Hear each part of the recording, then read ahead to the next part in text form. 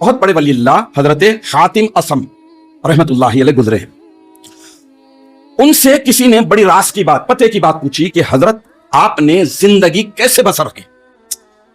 اللہ کے ولی قریب دوست یار فرینڈ بن گئے، تو اب انہوں اپنی زندگی کا ایکسپیرینس بیان کر رہے.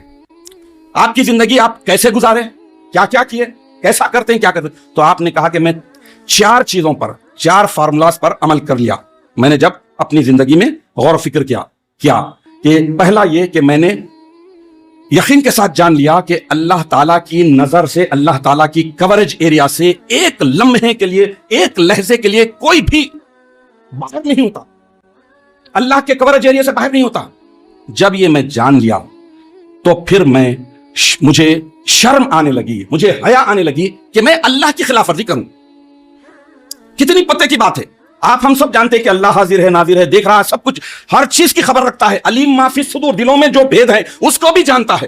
تو جب اللہ یہ حضرت حاتم اسم زندگی کیسے بسر کے سوال کیا گیا، اس کے جواب میں 4 چیزوں کو میں نے اختیار کر لیا. 4 تھے، اس میں سے پہلا یہ. دوسرا یہ کہ میں نے یقین کے ساتھ جان لیا کہ میری قسمت میں اللہ نے جو رزق لکھا ہے وہ مجھے مل کر رہے گا. تو بہرحال میں نے اس سلسلے میں اللہ رزق دینے کا وعدہ کر لیا ہے. تو پھر میں رزق کے تعلق سے فکر چھوڑ دی اور اس کی اطاعت اور فرما برداری میں لگ گیا.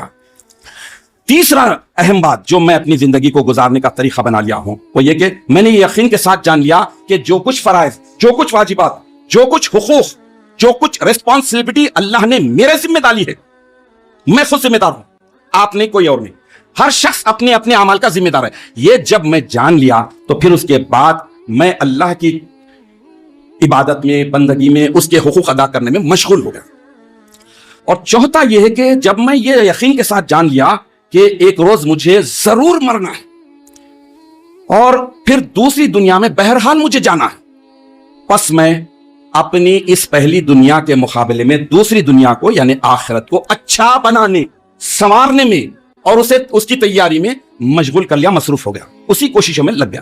تو یہ 4 باتیں کتنی اہم ہے، پتے کی ہے، جو ہم عام انسانوں کے لیے بھی بہت زیادہ نصیحت والی ہے.